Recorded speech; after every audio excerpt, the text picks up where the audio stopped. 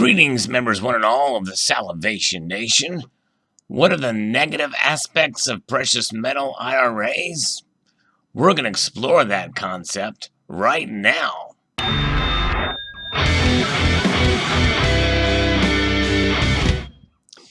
When I first cashed out my IRA from my previous job back in 2013, the notion of precious metals IRAs was really in its infancy.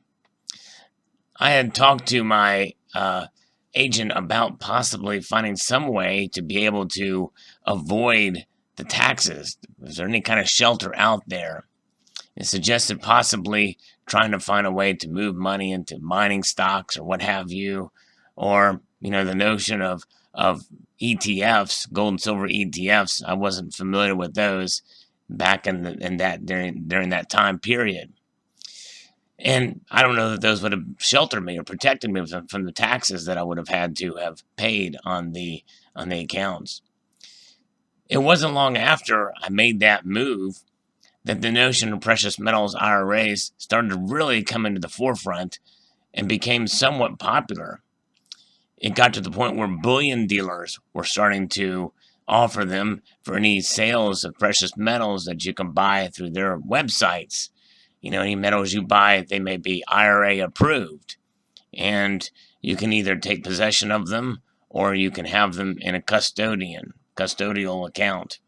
And there are times where some places even offer the concept of being able to take possession of precious metals through the IRA account.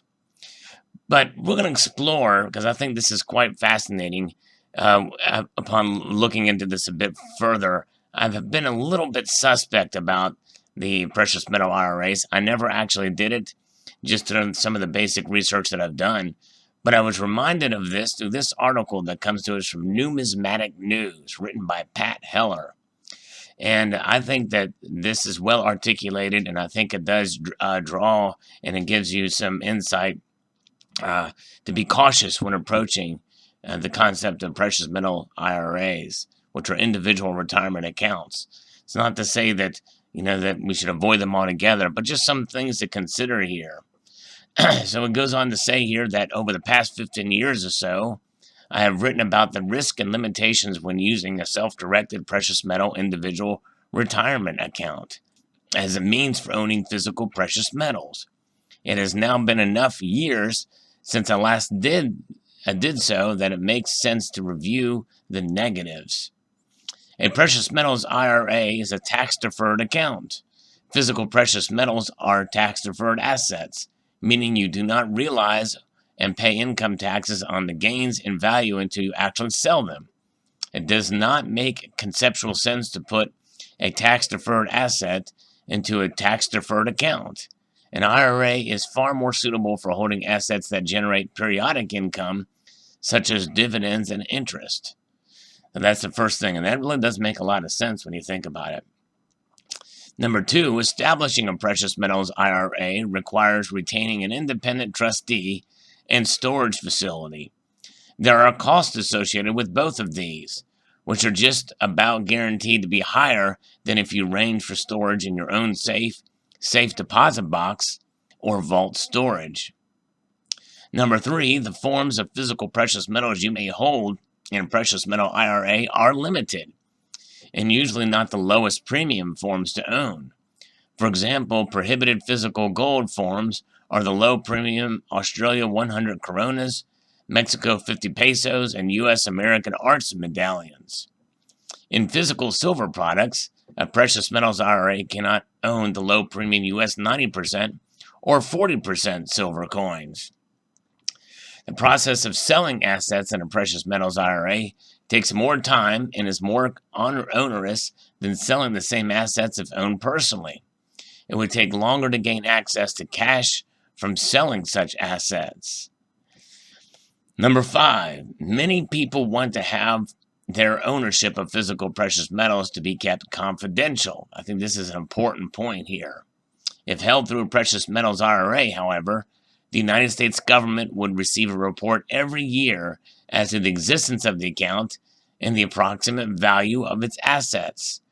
The coin dealer handling precious metals IRA purchases and sales is required to fully document such transactions, meaning this business also would have information on the financial activity of your precious metals IRA.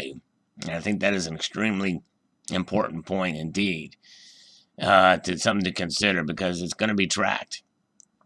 Number 6, most assets held in a precious metals IRA are placed into lower cost unallocated storage, which can have its own problems in being able to reclaim the same dates and mint marks as originally purchased. Think about that. Low cost unallocated storage. So that means that there could be some rehypothecation going on there. There are also instances of vaults receiving counterfeit products. Oh, that's scary. Where they refuse to accept liability for accepting them. For some specific examples of such problems, the author wrote a column in 2015 about it. Since the owner of a precious metals IRA is not allowed to take delivery of assets purchased for the account, he or she is unable to verify the authenticity of them upon original receipt. That is probably the scariest aspect of the negatives about this. And you would think that there would be a little bit more checks and balances in place, considering this is a retirement account. These are people's futures that you're playing with here. Never realized they were in this lower cost unallocated storage. But if you're going to make a sale, and I'm sure some of the fine print probably mentions some of this, that maybe they don't guarantee exactly everything in it. But, that's part of why you do these precious metals IRAs, because it's about the guarantee of precious metals. If you can't guarantee the authenticity of them, it makes it null and void and completely pointless.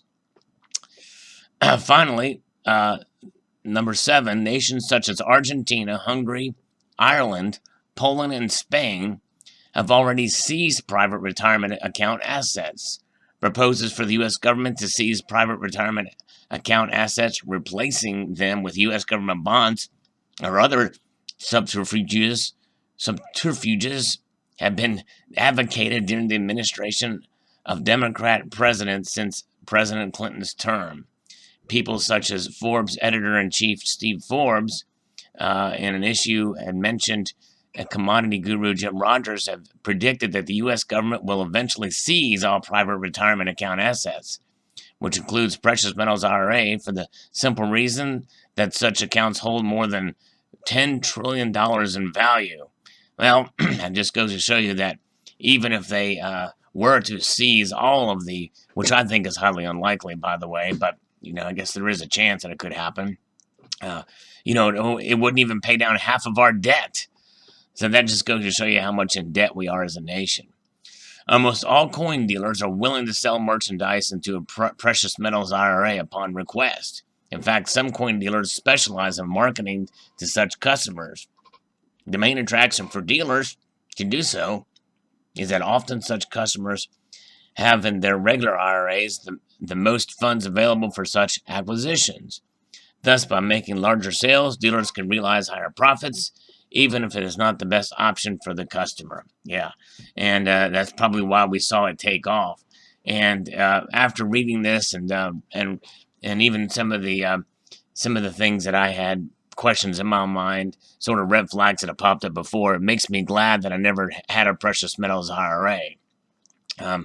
And some of these may seem a little bit extreme, but I think really it's something that probably ought to be avoided, because even if you hold it in your hand, there's going to be some of accounting and tracking of it, and really the best bet is just to hold the precious metals yourself, and any kind of retirement, leave that to your work accounts or what other information you have. Keep your IRAs kind of where they're at. There is a warning with this article here. It says some companies have marketed what are referred to as checkbook IRAs as a way to reduce costs and increase privacy of establishing a precious metals IRA. Such arrangements are of a questionable legality, where the company is offering them refuse to guarantee to cover costs of defending government prosecution for having such accounts. Some people who have made such arrangements have avoided the tax-deferred status of their other retirement assets, accelerating the payment of taxes owed, along with substantial fines and penalties. On September the 16th, 2016, the Internal Revenue Service issued a warning about these arrangements. So, yeah, so keep in mind of how some of this stuff is marketed. There could be some circumstances where a precious metals IRA might be the only practical option for someone to own precious metals, at least temporarily. Before going this route, be sure to consider the risk limitations listed above. Some people considering such an arrangement may find it more cost-effective and practical instead to purchase shares in precious metals exchange traded funds, which would also have risk and limitations that would need to be considered. Yeah. It all goes back to, if you don't hold it, you don't own it. And even if you think you own it in a vault somewhere, getting to it in an emergency or otherwise may be more troublesome than you think. Read the fine print and everything such as this when anything that involves large sums of money or investments as such. It's something to be very, very cautious about and pursuing. So I think this has my mind settled. Why I won't get a precious metals IRA. It sounds like it would be a good idea to avoid that tax shelter, but really in the end, it sounds like the headaches are much worse than beneficial. And going back to my original cashing out of my IRA, the tax hit that I took on it, well, I know that I've got the metal and it's still here and I've got it. And it's starting to regain some of the losses that were encountered back in 2013 when purchased. And so we'll see. I'll probably post a video when those prices become realized again. It may be a while before that happens. But I know that I'm protected by the intrinsic value, and I also know that in the long term, silver and gold will do what they're supposed to do, and that is to preserve our wealth against a dollar that is under attack from constant quantitative easing, printing, and inflation, and being backed by nothing but government decree. Post your thoughts below. I'd like to extend a multitude of gratitude to y'all for watching, and encourage you to please rate, share, comment, and subscribe.